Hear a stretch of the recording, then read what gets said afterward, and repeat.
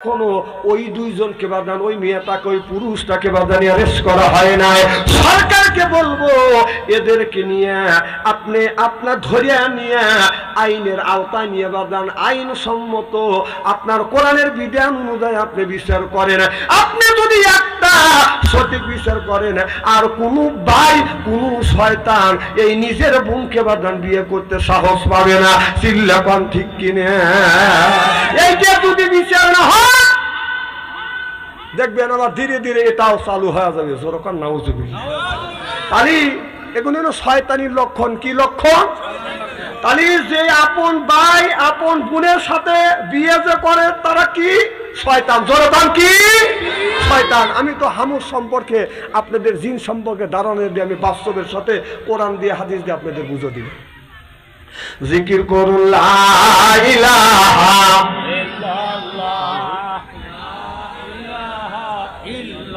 লা ইলাহা, এই বলে মারা বান্ধু বেলা, হায় কাজে লাগবে মদন বেলা, এই বলে মাছ রোশনীতে কবর হবে তোমার উজালা। লা ইলাহা লা ইলাহা লা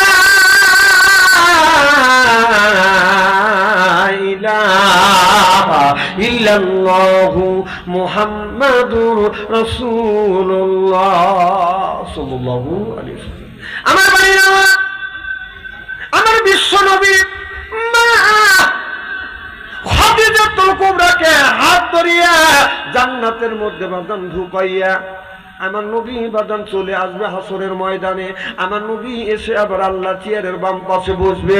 বসার পরে আল্লাহ নবী বলবে, আল্লাহ তুমি আমার উম্মতের বিচার করো। আল্লাহ আর বিচার করতে চাবে না। আল্লাহ নবী বলবে, আল্লাহ তুমি বিচার করো, আল্লাহ তুমি বিচার করো। আল্লাহ কার বিচার করবে?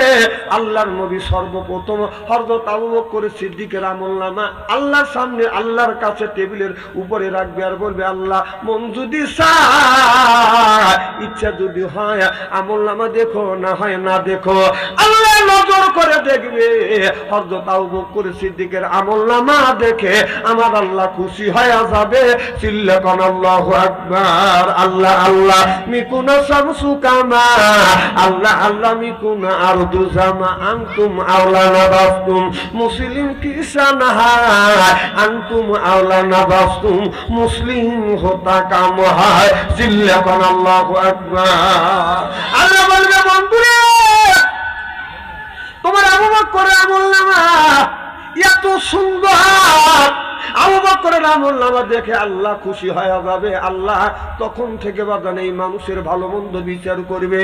যারা ভালো মানুষ, যারা পাঁচ ওয়াক্ত নামাজ পড়ছে, রোজা রাখছে, হজ করছে, যাকাত দিছে, মিথ্যা কথা বলে না, এই বিবিকে পর্দায় রাখছে, নিজের জীবনটাকে কোরআন দিয়ে বাদান পরিচালনা করছে, তাদের বিচার করবে। আল্লাহর ডান পাশে আপনার সাদায় একটা পাথর থাকবে, এটা হলো জান্নাতি পাথর। আর যারা তুমি এই জমিনে সুদ খাইছে, ঘুষ খাইছে, আল্লাহ বলে, আল্লাহ তাকুলু, সুদ তো খাওয়া দূরের কথা, আল্লাহ বলেন সুদের দ্বারের কাছেও যায় না। আল্লাহ আয়াতের মধ্যে বলেছেন, কুলু মিন তাইয়্যিবাতিন মা রাযাকনাকুম, আল্লাহ বলে আগে হালাল খাও, এরপরে ইবাদত করো। হালাল খায় ইবাদত করলে এই ইবাদতটা কবুল করবে কে? হালাল না খাইয়া হারাম খাইয়া যদি আপনি ইবাদত করেন, আল্লাহর কসম করে বলতেছি, যতই নামাজ পড়েন, রোজা রাখেন, আপনার ইবাদত আল্লাহর দরবারে কবুল হবে না। কুলু মিন তাইয়্যিবাতিন মা রাযাকনাকুম, আগে হালাল খাও, এরপরে ইবাদত করো আমার আল্লাহ। জোরকান আল্লাহু আকবার। আমার যারা হালাল খাবে না তাদের বিচার করবে আল্লাহ। আল্লাহর নবীর বাম পাশে একটা কালো একটা পাথর আছে। এই পাথরটা হলো বাদান জাহান্নামের পাথর। দুদক থেকে জাহান্নামের ভিতর থেকে বাদান নিয়ে আসবে আপনার ওই পাপী মানুষকে। ওই পাথর উপর যখন দাঁড় করাবে, আপনার দাঁড়ানোর সাথে সাথে মুহূর্তের মধ্যে লোকটা পুড়িয়া বাদান আপনার কয়লা হয়ে যাবে, অঙ্গার হয়ে যাবে। বাদান ওই লোকটা মরবেও না, আবার বাঁচবেও না। ও লোকটা মরবে না, পুড়িয়া ছাই ছাই হবে, আবার পুনরায় আল্লাহ শরীরকে আবার পরিপূর্ণ করে দিবে, আবার পুড়িয়া যাবে। কিন্তু কোথাও বলতে পারবে, লোকটা চোখ দিয়ে দেখতে পারবে, কথা বলতে পারবে, আল্লাহর কাছে বলবে আল্লাহ এইরকম করে তুমি আমাকে পড়াচ্ছ। আল্লাহ বললেন কুমারে হালাল খাবারের কথাই আমি আল্লাহ বলেছিলাম, হালাল খাও, আমার ইবাদত করো। এবার বান্দা বলবে আল্লাহ আমি নামাজও পড়ছি, রোজাও রাখছি, হজও করছি, যাকাতও দিচ্ছি, এরপরে কেন তুমি আমাকে এই পাথরের মধ্যে দাঁড় করাইছো? আল্লাহ বলে বান্দারে হালাল খাও না, আমি যেটা নিষেধ করেছি সেটাও তুমি খেয়েছো, এই জন্যই আমি আল্লাহ তোমার ইবাদত আমি আল্লাহ কবুল করি নাই। জোরে কান নাউজুবিল্লাহ। হালাল খাওয়ার দরকার আছে না নাই? অনেক মানুষ ইলেকশনের সময় হলে চেয়ারম্যান মেম্বার এমপির কাছ থেকে টাকা খায়া, সেই টাকা দিয়ে খাবার খায়া মসজিদে যা নামাজ পড়ে আল্লাহর কাছে দোয়া করে রব্বানা যালামনা। না না, তোর ওই ফ্যাক ফ্যাক করে কাঁদানের কোনো লাভ আছে নাকি? একটুকু লাভ নাই। আবার করে কি, চেয়ারম্যান মেম্বার এমপির কাছ থেকে 16 আনা চাইতে 18 আনা টাকা খায়, টাকা খায়া আবার বলে যে আপনারা কথা দিয়েছিলেন যে আমার এই রাস্তা করে দিবেন। আমি যদি ওই ধরনের চেয়ারম্যান যদি হইতাম, আমার কাছ থেকে কেউ যদি টাকা খাইতো, আর যদি আমার কাছে টাকা খায়া যদি বলতো যে রাস্তা করে তো জুতো দিয়ে বেরিয়েছে, কথা বল না কে?